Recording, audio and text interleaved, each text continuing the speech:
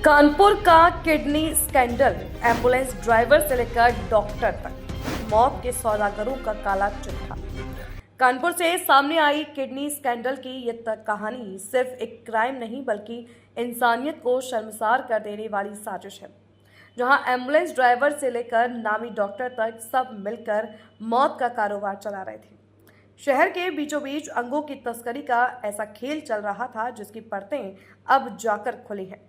Police commissioner रघुवीर लाल ने press conference में इस पूरे रैकेट का खुलासा करते हुए बताया कि पुलिस को इसकी भनक पिछले साल ही लग गई थी, लेकिन आरोपी इतने शातिर थे कि असली ठिकाने तक पहुंचना आसान नहीं था। जांच में पहली बड़ी सफलता तब मिली जब आरोही हॉस्पिटल को सीज किया गया और यहीं से जांच की कड़ियां आहूजा हॉस्पिटल तक जा पहुंची।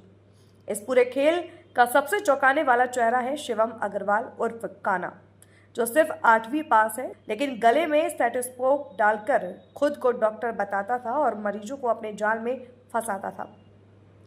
असली खेल पर्दे के पीछे चल रहा था, जहां मेरठ का डॉक्टर अफजाल टेलीग्राम ग्रुप के जरिए डोनर और रिसीवर के बीच सौदे तय करता था। इस नेटवर्क में मेरठ की पारुल तोमर, जिसकी दोनों किडनियां खराब हैं, और बिहार के समस्तीपुर का रहने वाला MBA छात्र आयुष जैसे लोग शामिल थे।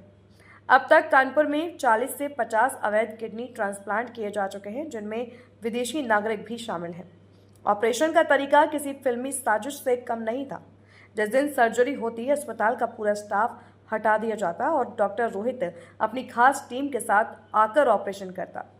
सर्जरी के तुरंत बाद डोनर और रिसीवर को अलग अलग अस्पतालों में शिफ्ट कर दिया जाता और हैरानी की बात यह है कि कहीं भी उसका कोई रिकॉर्ड नहीं रखा जाता था।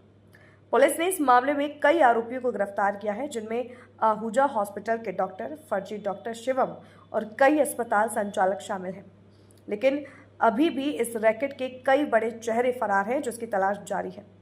सवाल यह है कि आखिर इतने बड़े स्तर पर यह काला खेल कैसे चलता रहा और स्वास्थ्य विभाग को इसकी भनक तक क्यों नहीं लगी।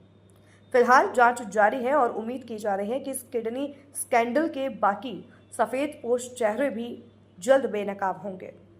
कानपुर पुलिस और कानपुर मेडिकल डिपार्टमेंट द्वारा अब तक संयुक्त रेड में 6 लोगों को हम लोगों ने अरेस्ट करा है, जो मानव के अंगों का जो है ट्रांसप्लांट कराते थे अवैध ढंग से।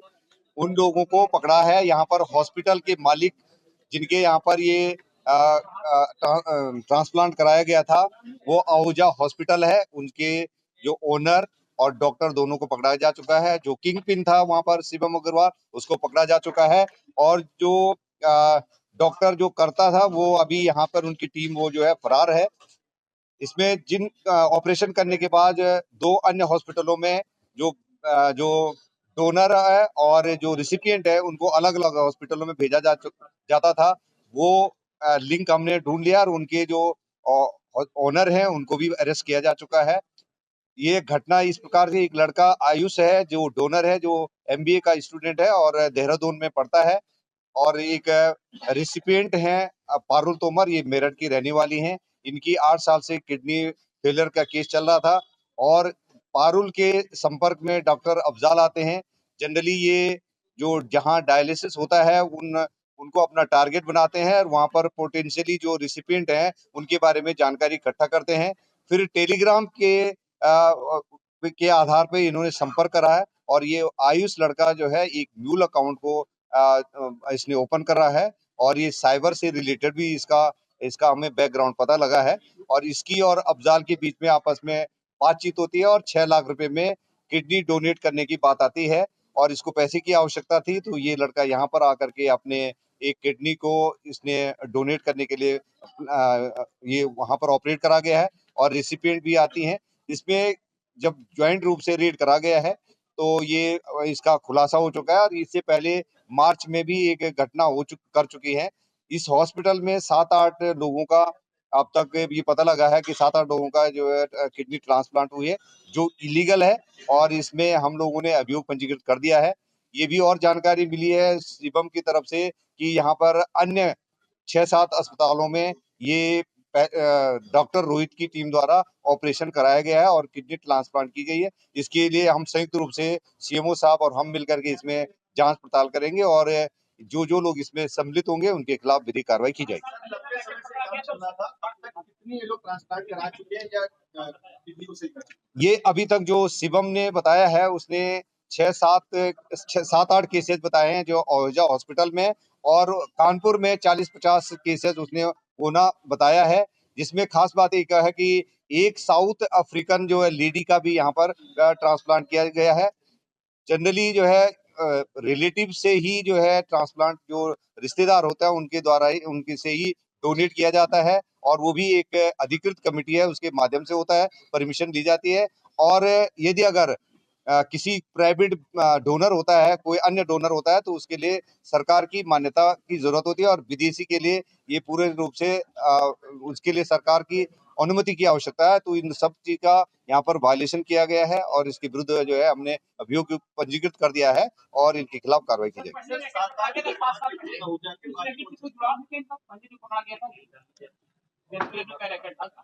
अभी उसकी जांच पड़ताल की जा रही है। अहुजा के अलावा और कौन से अस्पताल थे, क्योंकि वहां भी हुआ है? ये अभी हम लोगों के कुछ अस्पताल का नाम आए हैं, तो उनपे हम लोग जांच पड़ताल कर रहे हैं। संयुक्त रूप से सीएमओ साहब की टीम और हमारी टीम काम करेंगे, तो इसमें जो जो लोग इसमें लिप्त हैं उनके खिलाफ कार्रवाई की जाएगी। लंबे समय से इस तरह का जो सिंडिकेट है पनप रहा था, क्या लगता है किसका संरक्षण था? ये अभी किसी भी का संरक्षण का नहीं लगे, बहुत ही गोपनीय ढंग से ये गतिविधि को अंजाम दिया जाता रहा है, और कुछ इनपुट आ रहे थे, उस इनपुट के बेसिस पर हमने पूर्व में भी एक हॉस्पिटल को सीएमओ साहब को अनुरोध किया था, तो उन्होंने जांच पड़ताल करा है और उस हॉस्पिटल को बंद करा गया है। उसी के जो जिनका वो हॉस्पिटल बंद हुआ, उन्हीं लोगों ने फिर अभी 5-6 दिन पहले एक नया हॉस्पिटल चालू कर दिया था, और उस पे भी अब कार्रवाई की जाएगी। तो ये लगातार सूचनाएं मिलती है और हम लोग संयुक्त रूप से इसमें कार्रवाई कर रहे हैं। नहीं, डोनर के अभी वो उसके उनका उपचाराधीन है, आईसीयू में है, डोनर भी और रेसिपिएंट दोनों का इलाज चला। हमारे सरकारी हॉस्पिटल हैलेट में उनका उपचार करा, और हमारे एक्सपर्ट डॉक्टरों के द्वारा उनका चिकित्सा का ध्यान दिया जा रहा है। अहुजा अस्पताल के बाद जो पेशेंट थे ऑपरेशन होने के बाद दूसरे हॉस्पिटल में शिफ्ट किए गए, तो जिन हॉस्पिटलों में शिफ्ट किए गए क्या उनका रजिस्ट्रेशन था? सीएमओ साहब सामने बैठे हुए, और किस तरीके के सैकड़ों अस्पताल पनप रहे हैं शहर के अंदर जिनके पास ना कोई मानक है ना कोई रजिस्ट्रेशन है, तो इनकी चलाने की जिम्मेदारी या सीएमओ साहब ने अभी तक क्या कार्रवाई की? जिस केस में 3 हॉस्पिटल अभी तक इन्वॉल्व थे, एक हॉस्पिटल अहुजा, दूसरा प्रिया और तीसरा मिडलाइफ। अहुजा हॉस्पिटल और प्रिया हॉस्पिटल का रजिस्ट्रेशन है, और मिड लाइफ का कोई रजिस्ट्रेशन नहीं है, लेकिन मिड लाइफ अभी चालू करा था, कुछ पिछले मार्च में 5-6 दिन पहले ही चालू करा है। जो ओनर है, इसका पूर्व में एक आरोही हॉस्पिटल था, उसको सीएमओ साहब ने सील कर दिया था। तो अभी ऐसे जो अनधिकृत जो अगर हॉस्पिटल चल रहे हैं, उसके संयुक्त अभियान चला करके ऐसे के खिलाफ कार्रवाई की जाएगी। अभी जो हमारे 3 डॉक्टर ऐसे हैं जिनके बारे में पता लगा है, वो मेरठ के हैं, जो अफजाल के साथ के हैं, और डॉक्टर रोहित की टीम है, जिसमें एनेस्थीसियन, जिसमें सर्जन और उनके स्टाफ, वो लोग अभी हमारे पकड़ से बाहर हैं, उनसे पूछताछ हो रही है, और वो खुद भी अपना मेडिसिन भी लेकर के आते हैं, सारा सिस्टम अपना लेके आते हैं, जो उन्हें सारी रिकवरी हमारे पास है। तीनों हॉस्पिटल की डीवीआर हमारे पास है, उसकी स्टडी की जा रही है। उनके मोबाइल फोन के उन्होंने डेटा डिलीट कर रखे हैं, उस पर भी हमारी टीम जो है काम कर रही है। अभी तक हमारे पास कानपुर का ही हम लोग कर रहे हैं, और इसमें क्योंकि एनसीआर के डॉक्टर्स के बारे में हायर सेंटर कौन था इसके बारे में अब और आगे जांच पड़ताल की जाएगी। ये अभी हमें कोई आइडिया